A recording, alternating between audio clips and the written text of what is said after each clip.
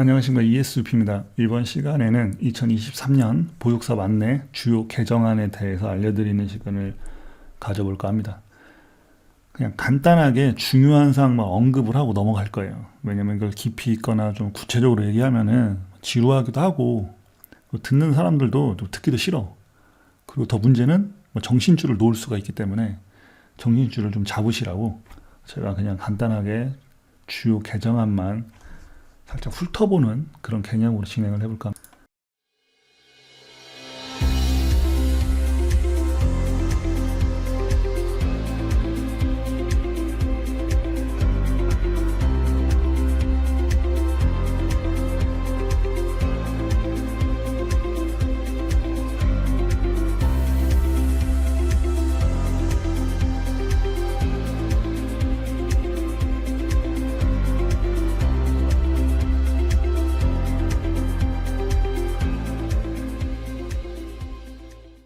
일단 딱 보시면 알겠지만 정신이 없어요. 글자만 너무 이제 많고 뭐가 이렇게 바뀌었는지도 이제 모르는 분들도 있을 테고, 특히 이제 보육교사 하시는 분들은 잘 모를 수도 있어요. 그러니까 어린이집 운영을 별로 안 해보신 원장님들 같은 경우는 잘 모르는 경우도 있고 하니까 한번 보시고 세부적인 내용은 더 이제 구체적으로 관련된 제도라든지 자료를 찾아서 구체적으로 보시기 바랍니다. 저는 여기서 그냥 잠깐 훑어 겉핥기 이 정도로만 간단하게 안내를 해드리도록 하겠습니다. 자, 보시면은 필요 경비 중에서 행사비가 있어요. 아시죠?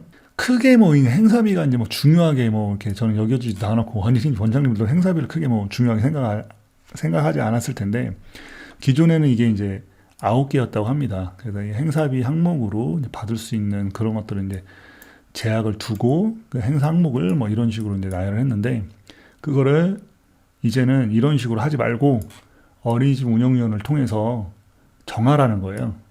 자율성을 좀 이제 부여를 하고, 대신 부모 부담이 과하게 증가하지 않도록 연 12회 이내로 행사를 제한하라. 그러니까 부모가 이거 행사비를 내는 그 비용을 과도하게 증액하지 말고 적당 수준에서 부모들과 협의를 해서 행사를 12회 이내로 제한을 해서 행사 계획을 해라. 왜냐하면 기존에 이렇게 행사를 뭐뭐뭐 해라 이렇게 딱 해버리면은 재밌게 아이들이 또 유익하게 이렇게 개발하고 연구를 해야 되는데 그걸 제한시켜 버리잖아요. 이렇게 딱 제한을 걸어버리면 딱 이것만 하라고 하면은 재미도 없고 맨날 했던 거 맨날 반복해야 되니까, 얘가 한 5년 동안 어린이집에 다니면 5년 동안 맨날 똑같은 행사를 한다고 생각해 보십시오. 불필요하고 재미도 없고 애들도 짜증나고 그렇잖아요. 그러다 보니까는 이제 이거를 자율적으로 이제 맡긴 거죠. 자, 그런 개념으로 보시면 될 것 같고, 특별활동 같은 경우는 저는 개인적으로 예전보다 이 제도가 좀 퇴행됐다, 저는 그렇게 생각을 하는데, 자, 이 부분은 똑같아요 지금도. 근데 이제 예전에는 국공립 같은 경우는 이제 민간 어린이집보다는 좀 적게 받을 수 있게끔 특별활동비를 설정을 해라. 그 이유는 국공립 같은 경우는 국가에서 시설도 다 지었지만 인건비 보조를 이제 많이 해주다 보니까는 그거에 대한 혜택으로 부모들에게 특별활동비를 좀 낮게 설정해라 했는데, 그 문구가 빠졌습니다. 이제 물론 이제 한도액을 이제 지자체에서 정한다고 하는데, 이걸 또 얼마 정도 정할지는 모르겠지만 하여튼 그거에 따라서 이제 달라지겠죠. 근데 여기에 보면은 발달 단계에 도움이 되는 다양한 활동 프로그램을 촉진을 해라 이렇게 되어 있는데, 이게 제도나 정책에서 이게 맞는 건지 이건 한번 또 생각을 해봐야 되지 않을까, 이 정도까지만 얘기를 하도록 하겠습니다. 연령 혼합 반편성도 이제 조정이 좀 됐습니다.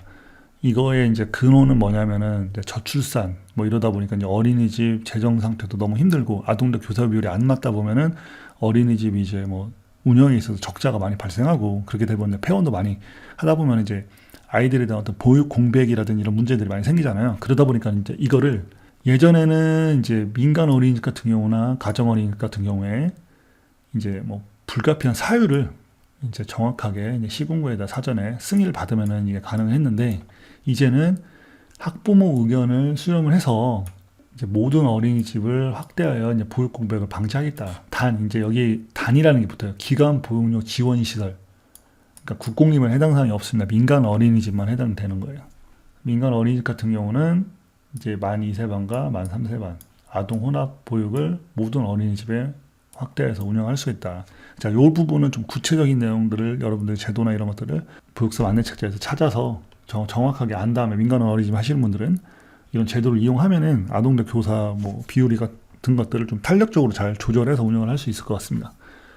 자, 그리고 이제 가장 중요한 겁니다. 이 부분은 이제 국공립 어린이 위탁받을 때 굉장히 중요한 사항인데, 조리원 인건비를 평가자 B등급 이상일 경우에만 이제 지원이 됐어요. 근데 평가자 B등급 이상을 못 받으면 지원이 안 됐는데, 이제는 그거 이제 관계없이 무조건 다 100% 지원을 하겠다. 뭐 B등급을 받든 C등급을 받든 지원을 하겠다라는 거예요.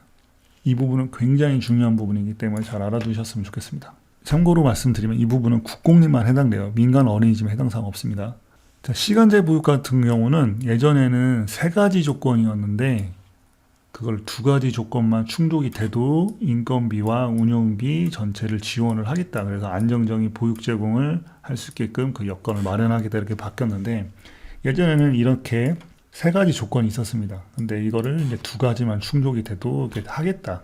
자, 그리고 행정처분 같은 경우도 예전에는 부정수급이라든지 아동학대, 이거에 따라서 운영정지 6개월 이상 행정처분을 받았을 경우에는 지원 재개 여부가 미규정이었는데, 이제는 이 6개월 처분이 끝나면은, 운영정지 기간이 끝나면은 그때부터 다시 지원 제한이 풀리고 이제 지원을 하겠다, 이제 이겁니다.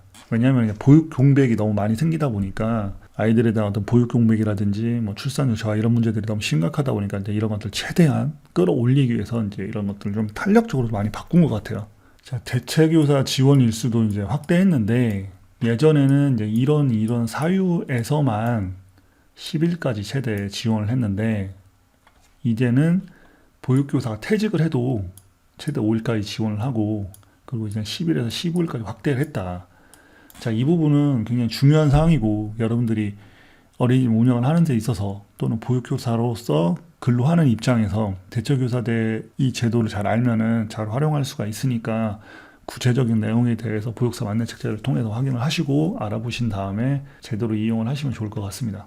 구체적으로 이야기를 하면은 여러분들이 코피 터질까봐 제가 조금 겉핥기식으로 이제 포인트만 딱딱 짚어서 넘어갔거든요. 근데 여기서 끝내지 마시고 이제 구체적인 사항들을 좀 더 알아보시면은 굉장히 어린이집 운영을 하거나 근로하는 데 있어서 굉장히 도움이 많이 되니까 알아보셨으면 합니다. 자, 여기까지 하고 마무리하도록 하겠습니다.